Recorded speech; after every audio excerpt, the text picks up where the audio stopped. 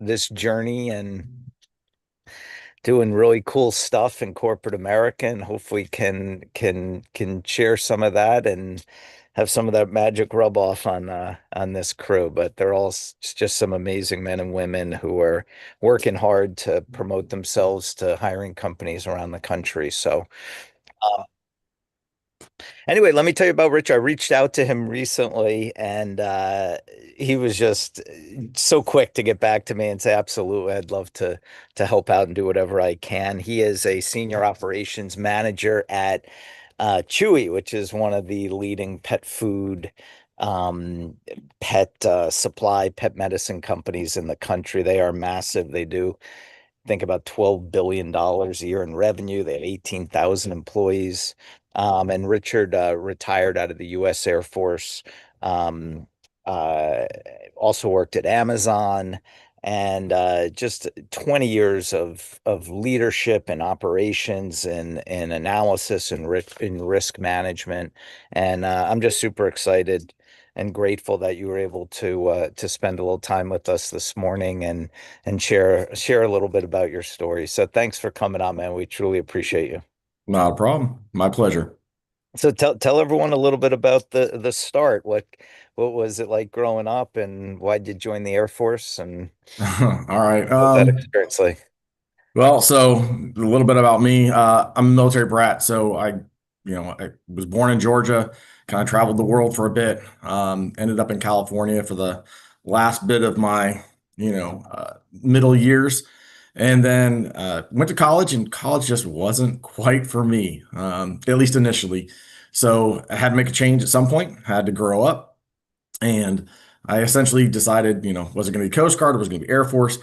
The Coast Guard had a 2-year waiting list for me to be a rescue swimmer, and the Air Force had an immediate opening for me to go as a PJ. So that's where my initial path into the military started, and that's the direction I went.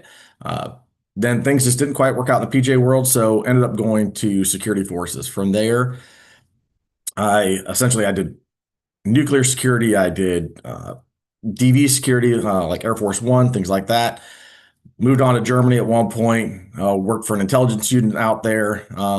Basically kind of exploited my top secret security clearance I had at the time. Came back to the States, went to Colorado, went into Space Command, did a stint there. Uh, Definitely got to use my degree that I had already gotten at that point in criminal justice with a focus on terrorism. I became an anti-terrorism program manager. And after that, I went on to Minot and just worked with our nuclear convoy response force and our tactical response force.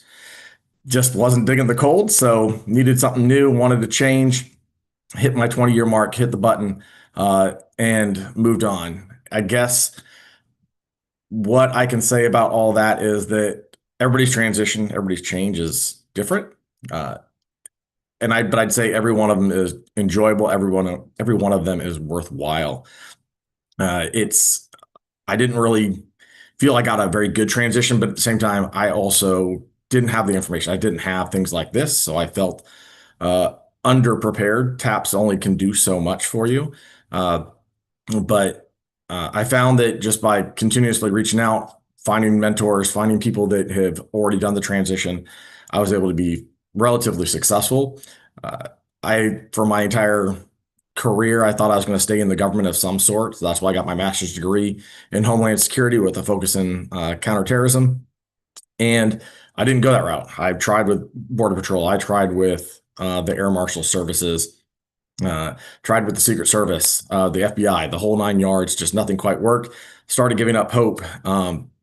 But I found that just kind of those continuous conversations, constantly putting myself out there, eventually led to something else. I did start getting a lot of job offers about my last 30 to 60 days before I exited the military. Amazon just happened to come with the biggest offer on the table. So that's the way I went. They sent me to Houston, really warm, really nice. And then just my wife, she wanted to get back closer to family in Pennsylvania. So Amazon wasn't willing to move me at the time. So Chewy said, "Hey, we will take you in a heartbeat." So made that move. And essentially within weeks of me interviewing, I had my offer letter and I was already up in Pennsylvania. So it was an awesome transition in that sense. So that's where I'm at now. That's awesome, man. How do you feel the Air Force prepared you for the civilian side? Like when you look back now at your time, what were some of the, things you're most grateful for, or some of the, best character traits you developed by serving? I'd say some of the best character traits are is just patience. In the military in general, that hurry up and wait mentality, nothing's going to come easily. But at the same time, always being kind of prepared for that next step. Uh, I wouldn't sit there and say that the Air Force did any one thing specific. Again, TAPS helped, but I really do think that being connected with those who were getting out before me and talking to them and understanding what's going on with them was hugely beneficial. And beyond just the job space, it was just understanding what benefits are out there when you do get out and being able to apply for those, whether it's dental, vision, the type of medical you're going to want to do, things like that were hugely beneficial. It took a lot of weight off of my shoulders of having to figure all that out on my own because that's not something that's really included in TAPS. That's not something that somebody's talking to you about and telling you about. So again, having those people in kind of in your corner that you can talk to at any time is a huge benefit. Yeah. What was it like in Amazon? Did they recruit you? Did you approach them? What was that experience like when you got there? What did you like or not like about working there?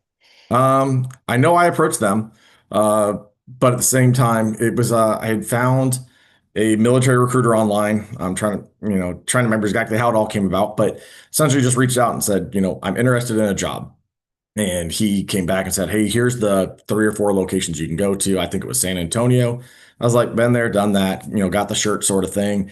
I can go to Las Vegas. I was like, "Nope, I know that I've got my vices. I don't need to be closer to all that." And then the other one was Houston. I was like, "Let's just try for Houston." And my first interview was not what I was expecting. I was expecting to, kind of have a one-on-one with somebody where it was just kind of like, hey, this is me, this is what I can do, this is what I bring to the table. And essentially it was here, answer a bunch of questions, and you have 1 hour to write an essay. And I was very surprised that I had to write an essay. Thankfully, I had just finished my master's, and so it was kind of like, okay, not a big deal. I can do this. But at the same time, it was just different. It was when I knew it was kind of serious when they contacted me and said, "Hey, we want to fly you down to Houston. We want to do an interview." Uh, what again wasn't fully prepared for that. I had already done an interview in Boston for another company. I had to fly myself out. So the fact that Amazon was flying me down was huge for me. I was like, okay, this company's serious and they're ready to go. Got down there and essentially it was a 4-person interview, but it was essentially staggered into I think it was like every 15 to 30 minutes. I was speaking to somebody but they asked a variety of different level questions. What I can say about that hiring process as well as even Chewy's, and I'm sure a lot of other businesses, is focus on operating principles. So whatever the company's mission is, their vision is, or their operating principles, highlight those both in your resume and highlight those when you're having your interviews, because those are the things that they're looking for. It is critical buzzwords that those organizations are looking for. But when I went through all that, the part that I got stuck on at Amazon was they literally gave me a math test.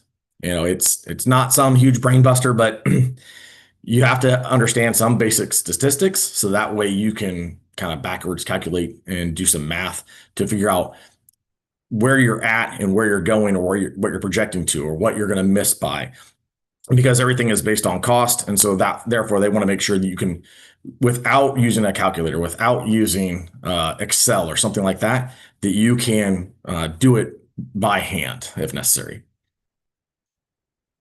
What sounds awful. What was the interview question? I mean, what was the report you had to write? What was the topic of that question? It, I think it was something to the effect of like, uh, kind of name a project or discuss a project that you've worked on Yeah, recently, and essentially what was the the cost benefit. Now, mine wasn't business related, right? I yeah. built for our tactical response force a train tower that simulated a nuclear silo, And so instead of us having to send a team, in multiple vehicles out in the snow in the middle of winter in North Dakota to a decommissioned site, or having to go into a maintenance site that we had on base, but they wouldn't allow us to use simunitions in because we had done it a few too many times and painted their walls pink and blue.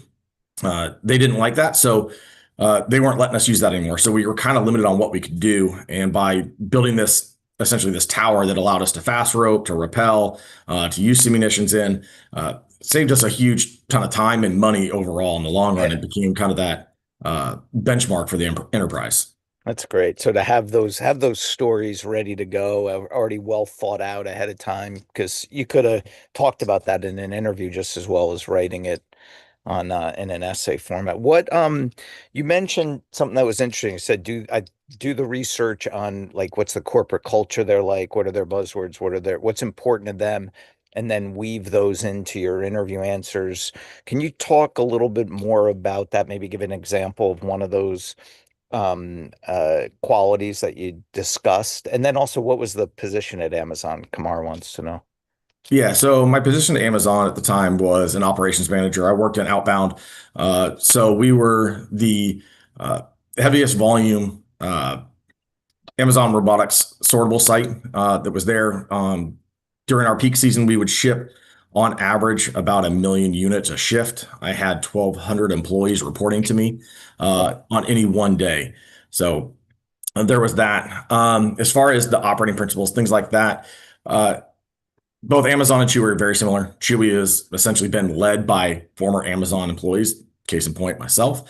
Uh, but they are things like operating in depth. Do you understand being able to take data, look at it, analyze it, and interpret it in a way that's consumable for others to go forward with? Or building high performing teams. Almost everybody in the military that's been an NCO on up has essentially been able to build high performing teams at some point. Figure out a way to pull that in and mention it. It would be, accelerating time. You're not waiting for an answer. You're not waiting for a full solution. You'll execute to a 75 or 80% solution to start getting results. But one of those things that with like accelerating time, it's also be willing to fail. That's where we tend to struggle in the military is we don't accept failure. We want success. We want perfection. And so being able to sit there and say, hey, it's okay that I failed, understand why you failed, and then recover quickly, pivot, make your changes as necessary. Yeah. And just figure out a way. So you would either bring up those topics, even if they weren't asked to you. You knew they were important to them, so you wanted to get them across in your answers. So you had thought of that prior to going in an interview, and you had that well thought out. Yes. So I wrote, I don't know how many stories. I probably would Yeah. say 2 to 3 for each operating principle. So that way, no matter what they asked or how they asked it, I had a response. As I got better at my interviewing skills, and especially once I moved on to Chewy, became a senior operations manager. When I interviewed, I only had 4 stories. Yeah. Those 4 stories, though, all covered every operating principle that we had at Chewy. So that way I knew, didn't Yeah. matter what they asked, didn't matter how they asked it. I could spin my story so I could get everything that they needed out, but I could get my buzzwords out and they could at least hear what they needed to hear because they're going to sit there and say, I'm going to ask you a question that's talking about earning trust. And they'll ask said question. You already have a general idea where they're going. It's Oh, just making sure yeah. that you frame your response to meet that. I love that, man. I hope all you guys heard exactly what he's saying, man. You could totally win at this interview game by just preparing and really thinking through and having your stories crafted out ahead of time. You know they're coming, and don't wing it, man. It's not easy to try to wing these answers. We all think we can do that and talk on the fly, but it's so hard. So that's great. I'm so glad you shared that, Rich. Um, Talk a little bit about now Chewy, man. Talk a little about the company. Tell everyone a little bit more about what you guys do every day and what it's like working there. Then we'll All go to right. So the basic is we ship dog food, we ship cat food, we ship everything in between. Uh, it's it's amazing what we can do with the, not even a tenth of the budget of Amazon, but we're shipping out bigger product. all the time. And some of our stuff is weighing 150, 160 pounds. So those of you that are want to hit the gym but want to do it for free, by all means, come work at Chewy. We got you.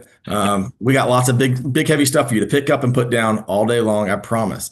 But beyond that, it's what Chewy has going on. It's just that we started very small, kind of not quite out of a garage, but out of a very small warehouse, grew, and now we call them robotic sites. So I'm at a 1G site, so a first generation site, but we're really more of we call it 1.5 because we were the first ones that started our robotic automation. So we have machines that can automatically pack a box, or pack units in a box. We'll throw it on a line, scan it, it takes it, builds the box around it. So those of you that are Chewy customers and you see something that doesn't quite look like a Chewy box, but it's got our Chewy logo, it went through one of those machines. But we have a robotic arm that we can put 13 different products in it. It'll make the box for it. It'll pick the product. It'll put it in the box and send it down the line and tape it and ship it off for us. So the only thing we have to do is just keep the robot fed. And we got some other things that are, like we have vacuum lift assists and we have things to help move products around the warehouse a little bit easier, not just the forklifts, but we constantly are improving. We're constantly trying to find those pieces of waste that are in our processes to make us better. Our 2G sites, our second generation sites, those are what we would call our sortable sites. They are a lot easier to work out of. They have it. You can look it up online. It's called Auto Store. You'll see these robots. There's probably 300 of them that they go up from the top and they drop cables down, grab the box or grab the bin, pick it up, and they'll literally just take it to the picker or the packer and just drop it down. The person doesn't have to move it all. The product's brought to them. They get to either stow it to put it away or pick it to put it in a box. We also have in those sites, they're called pick mods. They're 4 stories tall and the pickers just stand in it. The box diverts off to them. It tells them exactly what to pick. They just turn around, grab what they need, drop it in the box, scan it, and it sends it on its way. So the team members don't have to do a whole lot of movement. They don't have to do a whole lot of extra steps in those warehouses. So it's That's one of those things for unbelievable. us. We're constantly building. I keep saying I'm going to be run a 3rd generation building. It'll just be nothing but robots and a couple of humans. Oh, Jesus. Do you have any pictures of this you could show us on your computer or I don't have anything on my computer because this anyone? is my personal one. I probably do on my work Oh, one. no What I worries. can do I'm is I just can curious to share some see. stuff in the future. Yeah, no, it sounds unbelievable to envision like these warehouses and these manufacturing sites. It's probably nothing like what when I think of like a facility like this, that's probably 30 years ago. So what are some of the different positions that people work at Chewy and what do they do in those roles? Oh, I mean, we have tons. So if you are a data analyst, if you got your chops in understanding SQL, writing scripts for Tableau or Python, things like that, we definitely have spaces for you. We need those kind of super smart people, as I would call them. I'm good at ChatGPT to get that stuff done. So that's is another thing. Get used to using ChatGPT, Copilot, Gemini, Apple AI, whatever it is that is your flavor. Get used to that. Get used to writing prompts to help you build certain things for work. It will make your life significantly easier. Yeah. Um, we always have some sort of operations role. So that's an area manager 1 or 2. Most of you would come in at least as a 2. Some of you would be coming in as an operations manager. I have seen a couple of prior service members come in as senior operations managers like myself. And then you quickly kind of stand out from your peers there and you would end up getting promoted. But if you want to work in HR, I've got a Marine that works for me. He started in operations. He went to HR, moved himself through the ranks. He's now our HR manager. So it's the skies are endless. I've seen a director of gift cards as being a position that's open. I don't know what it is. I love to think that it's just somebody that goes around with gift cards and just kind of, showers everybody with them and says, "Hey, here, everybody have fun with them." Don't quite think that's what it is, but again, it is something that makes me laugh as I think about it. You like to paint rocks? We can do that too. We have a customer care team that literally just does hand paintings of dogs. They'll on canvas. They'll paint pictures of your pet on a rock if necessary. They'll send flowers if you've had a pet death. So you want to be in uh, movies, right? We have studios in Dallas and in Florida. So it's I would say basically the skies are endless depending on what you want to do to to make yourself successful. There really isn't anything that Chewy limits you on. Yeah, how does it compare to like Amazon, the just the shipping operation? Are you guys manufacturing the product too? So we don't manufacture the product in our building. Yeah. That all comes from overseas. Anything that's from us, any of our hard goods are coming from overseas. Some of our product we do buy it or that we have made. It's a lot of it's made like in Colorado, things like that, and then it's just shipped to our various sites.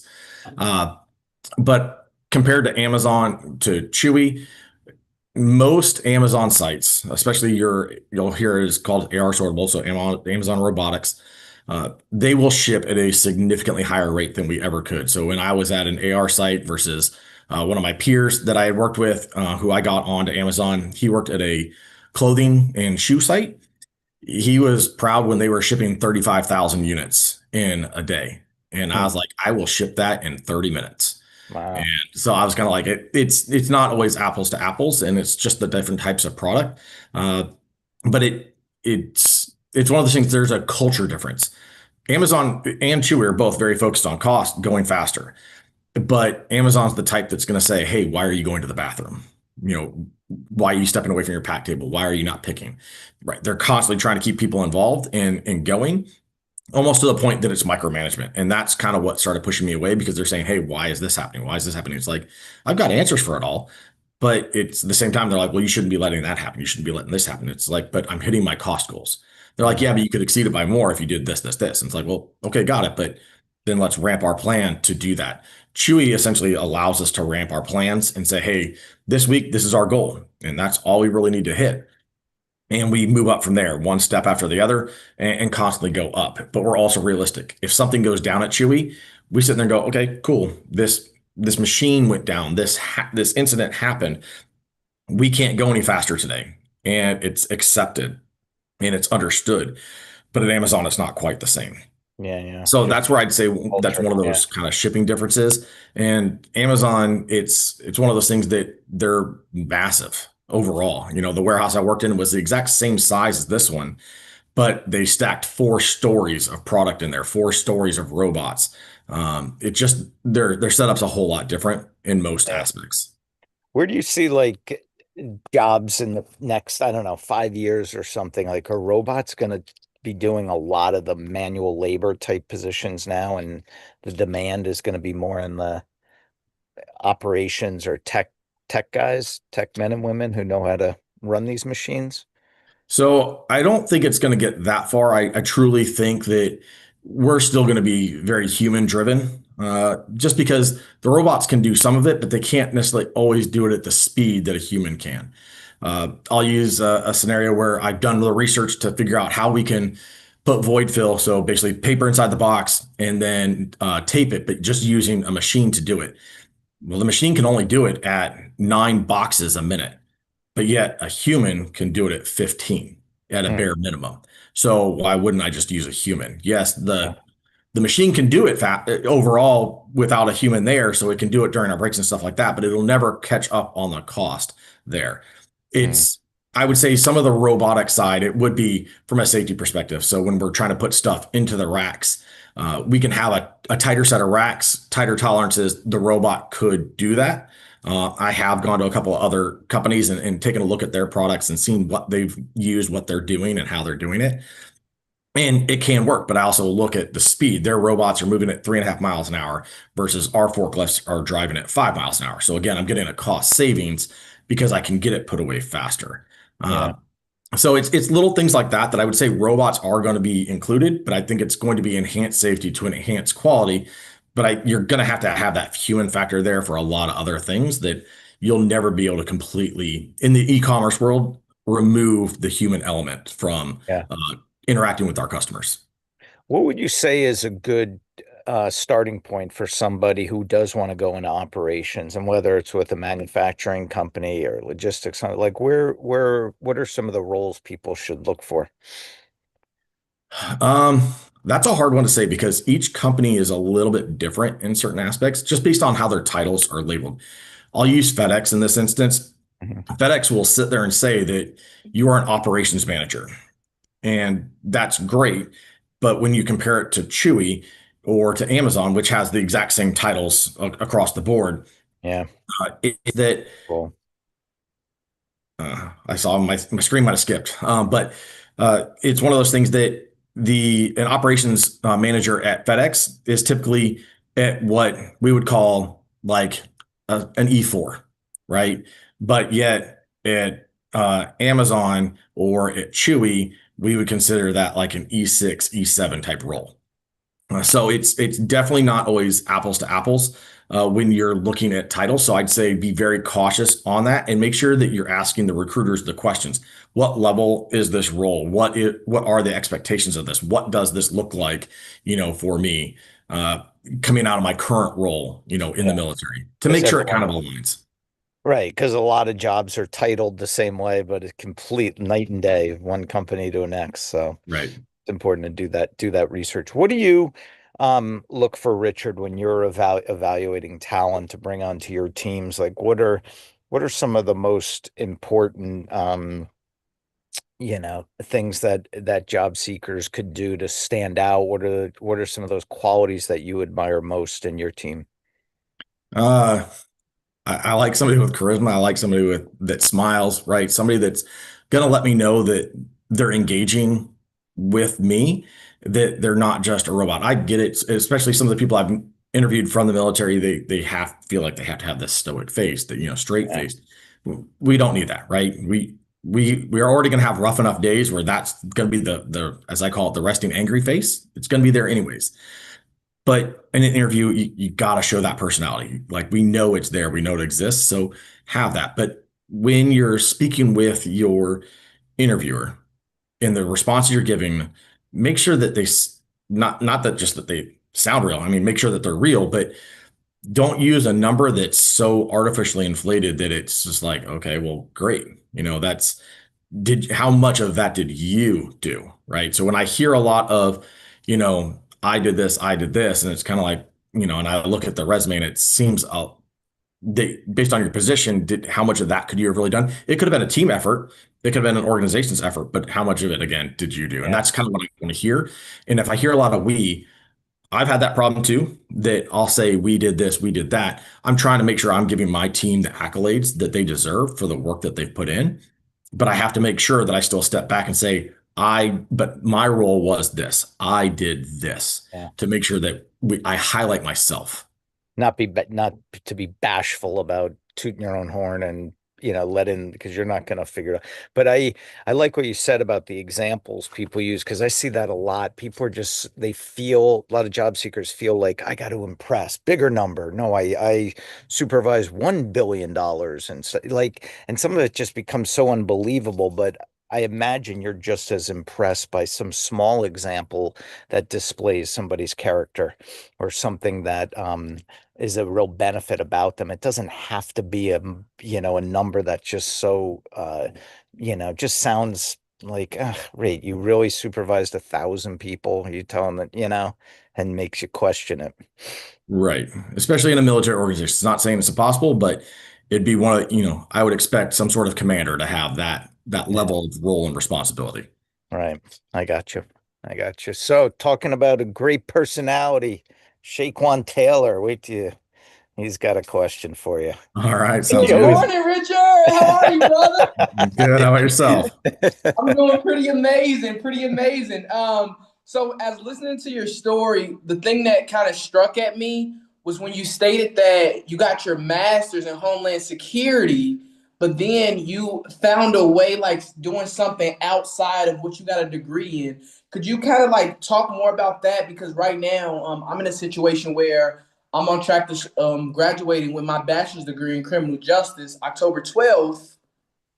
And like, what made you like kind of look or even find opportunities outside of just law enforcement, knowing that your degree path was in Homeland Security? Well, congratulations on you just being about to close out that next chapter of your life. So what was that next step? It honestly, it just happened to be almost pure luck because while some of the other government agencies weren't reaching out, I was like, at this point, I'll go be, a VA security officer. I didn't know what that looked like because they had positions that, again, we talked about titles. It gave the impression that, I was going to be leading, the organization at whatever VA hospital I was going to be at. And when I got pulled in, it was like, hey, you're going to be a GS7, you're going to be a daily security guard, you're going to have to, arm up and wear a uniform. I'm just like, oh man, I don't want to wear a uniform again. Like this just isn't for me. So, that's part of what I had to hear. I'd say what helped me, and it's not for everybody, but it's one of those things that I'm bougie, so I want nice things. So I will work a little harder to get those things. So I had a part-time job at Best Buy, and for about the last year and a half ish of my career. And essentially, it got me into that civilian world and just started teaching me things. And I had started applying for roles within Best Buy to try and do different things. And honestly, the day before I got my Amazon offer, I got an offer from Best Buy to go help manage one of their stores down in Florida. Thankfully, I didn't because it got wiped out by a hurricane. But for me, that's kind of what helped lead me in that direction to open my eyes that were different things that I was fully capable of that I could do outside of working for the government. So again, it's not for everybody in that sense that everybody can do it, but at the same time, it shows that we as military members, we can do so many more things than just what a piece of paper says we're good at, more than just what we ever did while we were in the military. We can truly expand our horizons to the point where I've even started looking outside of the operations world to see, as I get better at writing SQL code, what could I do within the organization that, doesn't align with anything I've ever done in the past. Thank you so much to answer my question. That's great. I love that advice too. Just have that confidence that you've been trained by some great people in the military. You have the skills no matter what you're doing right now. You can make that pivot and just go into the corporate world knowing you are competing against a lot of civilians who do not have those experiences. So that's great. I love that. Can you tell everyone, Rich, just a little bit about like what is a typical day like for you? Like what would you do? Um, when you show up from the start all the way to the end and just give them a little taste of a day in the life at Sure. Chewy. So as a senior operations manager, um, my day I mean, it starts early-ish. So right now I'm currently working night shifts. So I'm typically up, let's call it 8:30, but I'm not even going to work until 2 in the afternoon, often working. I say I'm going to work till 10. I'll work till midnight. Last night I happened to work in one of my operations managers. They had a death in the family. So short notice, we were already short leaders that were out for other reasons. And so I took over and ran the shift last night. Didn't finish until 3:30 this morning. Didn't get home till about 5 after I had finished writing my end of shift report. So call it after action reports. So it was one of those things that like no one day is consistent, no one day is the same. But again, my day would normally start. I'd get in at 2 o'clock. It's no different if I was to be on day shift. I'd be in by 7:30, 8 o'clock, something like that. And uh, typically I'm looking at what the prior days end of shifts look like both, if I'm on days, I'd look at both days and nights to see how they performed.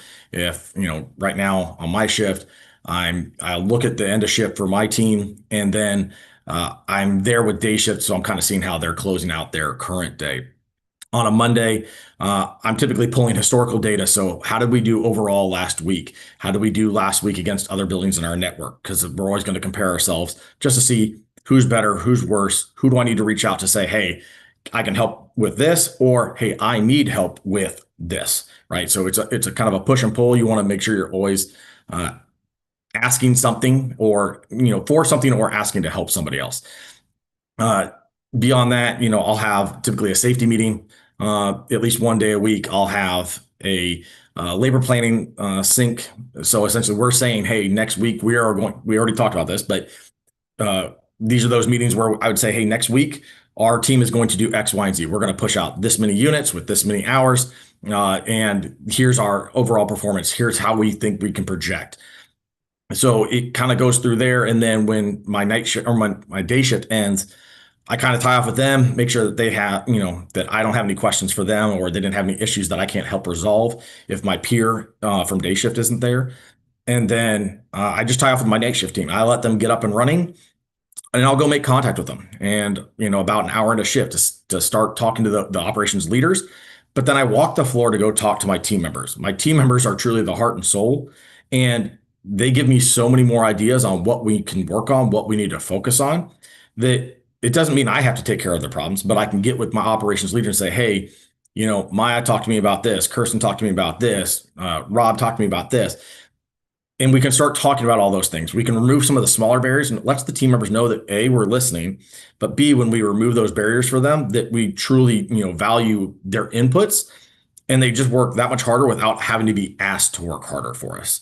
So it's kind of that's what my daily cadence looks like. Day shift, there's a whole lot more meetings. So when I have been on days, I feel like I'm in one meeting after another. I can't get out to the floor as often. I might get out there for a total of 30 minutes a day. And on night shift, I can be out on the floor for 4 or 5 hours, just communicating with the team. And I'll spend the other kind of hours that I do have available to either remove those barriers or to write scripts to help pull data faster, to build tools as they need them, to make sure that they're successful and they have the right operational scopes in front of them.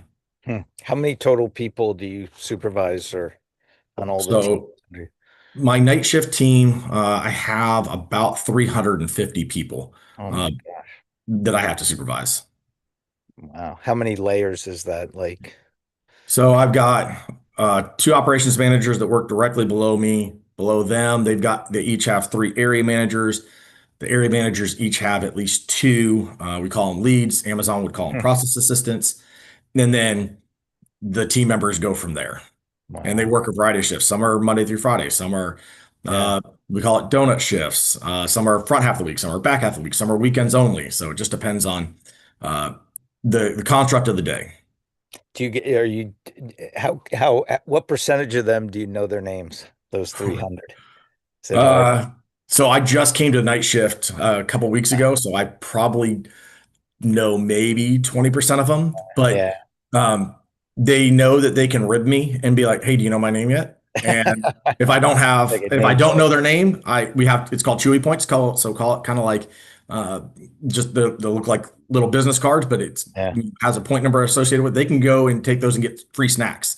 Oh, that's cool. They can get That's swag cool. from it. So they are constantly challenging me because they Yeah. know that I'm going to be like, yeah, I don't know it yet. Here you go. Like, and That's a they cool know I'm way good to for it. it's a cool way to incentivize the managers to learn the names of people and get to know them. So that's great. Steven, you got a question for Rich? Yep. Good morning, sir. First and Morning. foremost, just thank you for taking the time to share your experience. I too am a 20-year Air Force veteran, finishing up my career. I too have experienced Minot Air Force Base and the blistery cold up there, and also fellow Pennsylvanian. So I know Mechanicsburg area, beautiful country. So, but I was just curious if you wouldn't mind sharing your experience when you transitioned out of the military. You had mentioned about doing job interviews and eventually you formulated, I don't want to say standard responses to those interviews that would encompass what the interviewers may be asking for. But in your experience, how many interviews would you say you've conducted to be able to get to that point where now you have your canned statements, if you will? So at the time, I'm just trying to take a broad guess. So by the time I had interviewed with Amazon and kind of had a general understanding of what to look for, I was probably in the neighborhood of at least 20 interviews. And but because I was still working through things, and even when I started at Chewy, there were days that I had absolute just dreadful days, and I'm like, I'm not doing this anymore. I'm going to apply and do something else. If I was to go through my folder with every tailored resume I have, I'd probably say I have somewhere in the neighborhood of 150, 200 resumes that I've tailored and written. So I haven't had that many interviews, but I would say that on average, I'd probably say about 50% of those resumes turned into some sort of interview.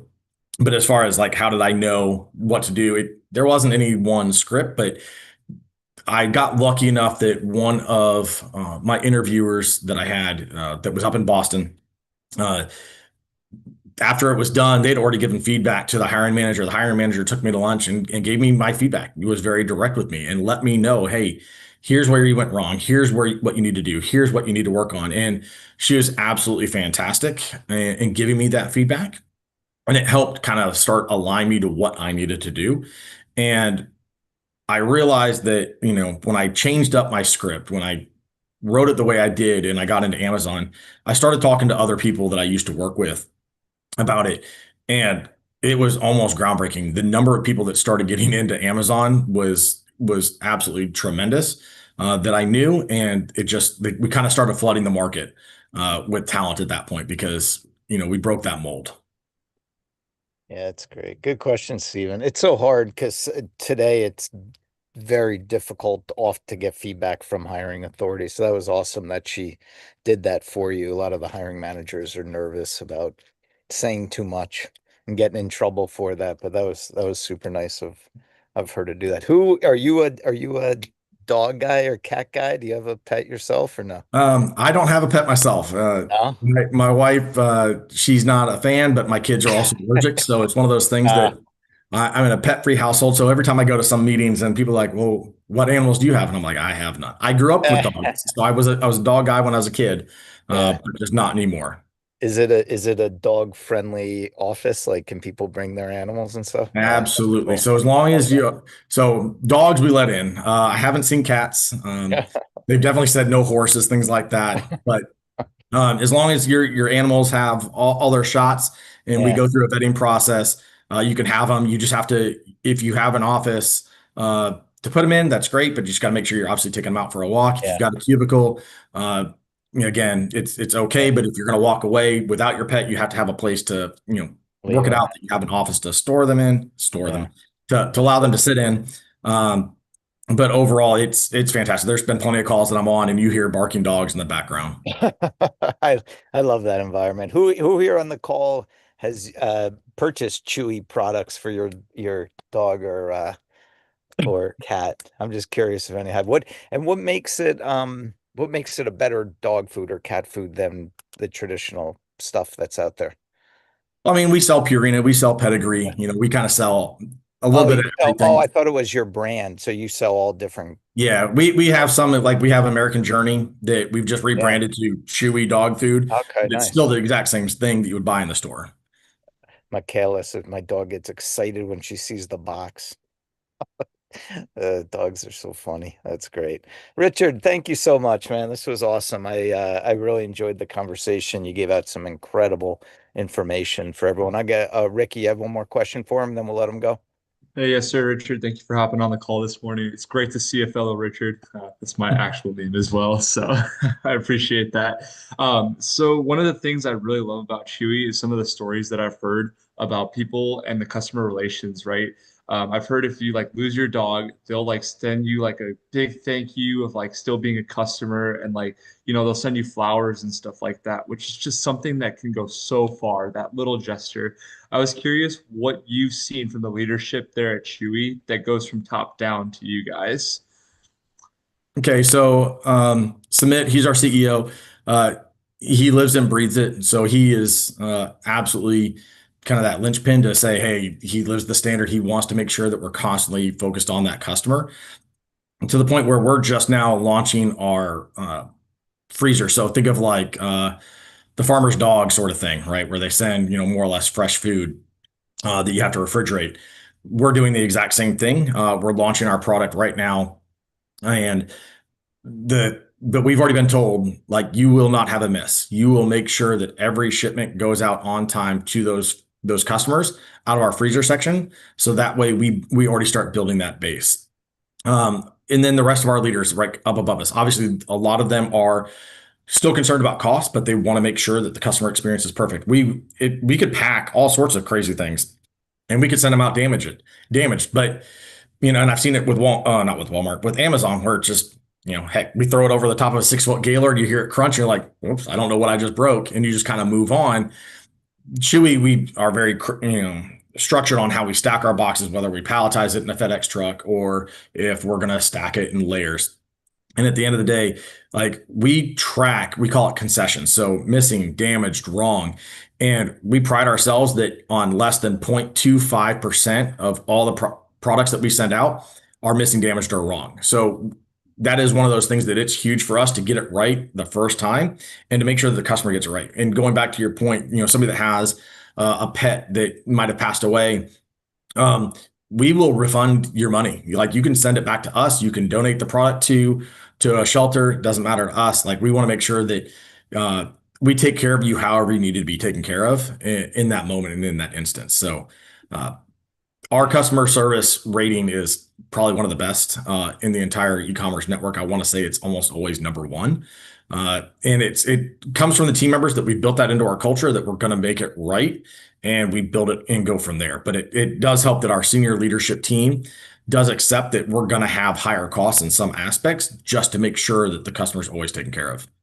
Yeah, that's right. Crystal just mentioned it too, how you guys let her donate something to a shelter, and that it takes a second to lose a customer and just a little bit of effort to keep them. So kudos to you guys for that. That's awesome. Richard, thank you so much, man. This was so awesome. We truly appreciate you taking time to come on and share your story. It means a lot to us. So thank you. We appreciate you. Not a problem. If anybody wants to connect, just send a request. You got it, buddy. Take care. Thanks. All right, guys. So